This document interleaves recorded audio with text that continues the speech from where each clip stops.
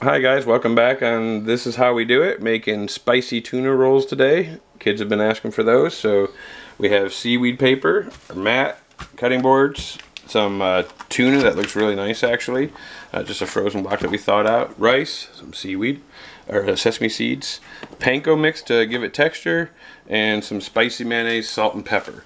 So we'll get started right away. This is a pretty easy one, not a lot of ingredients to start with.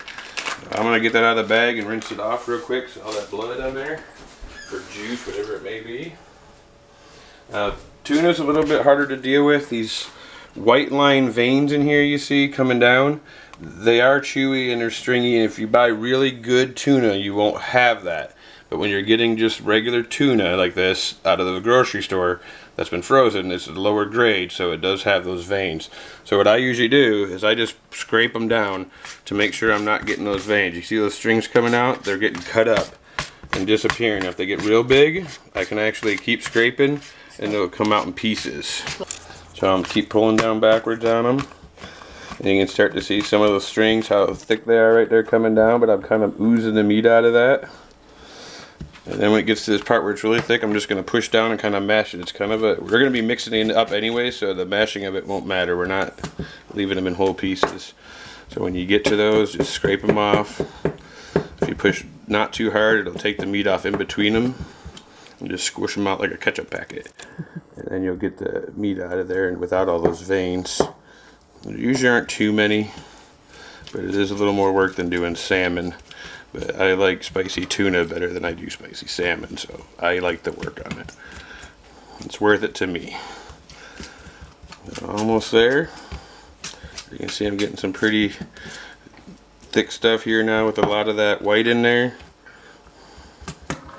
Make sure we get most of that out, if there is any. I don't think there's that much in that one to worry about. Over here we got quite a bit. You can see how the meat's just sliding off of it. Get that last bit, we'll flip it over. And you wouldn't want that in there because it will be chewy on you, so do want to remove that. So now you got your clean tuna. It's pretty much mashed up. We're just chopping a little bit, throw it in the bucket for mixing.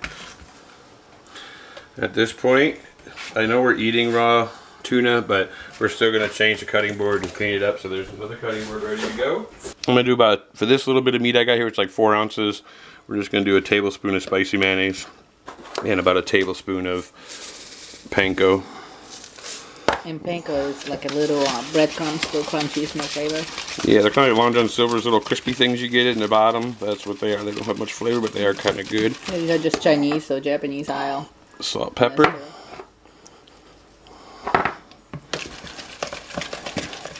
Okay, got that all mixed up.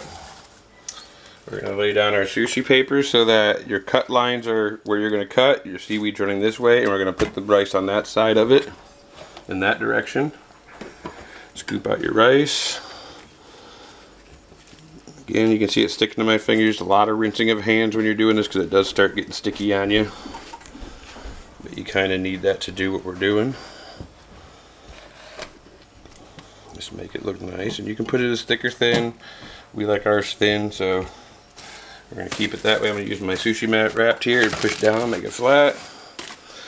I'm going to put some sesame seed on there. How's the spicy salmon? Good. Okay, so now that I got all my stuff on there, lay my mat next to it, roll it over onto the mat, just like that.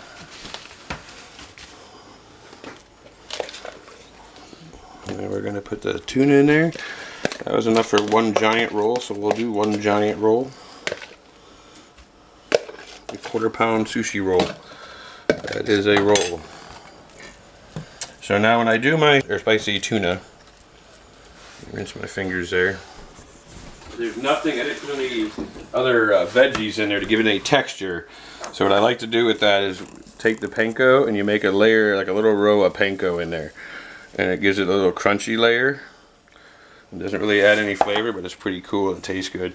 So we're just going to roll it over first to get it started. Tuck that down. Take your mat, roll it over. Again, don't push too hard. If it comes out the ends, just put your pinkies there to hold it in. Keep going until the mat comes out the other end.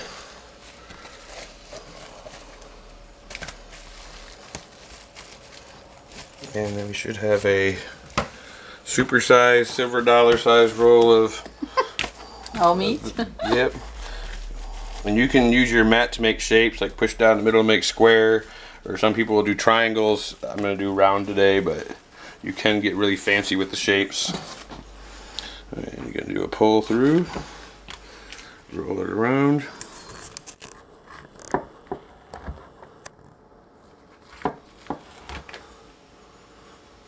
These are pretty big rolls.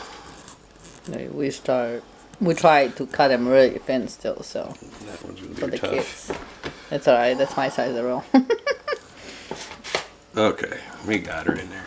And place them on the plate.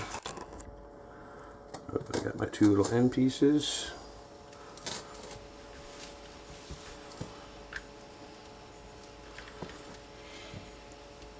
It's a nice size of roll.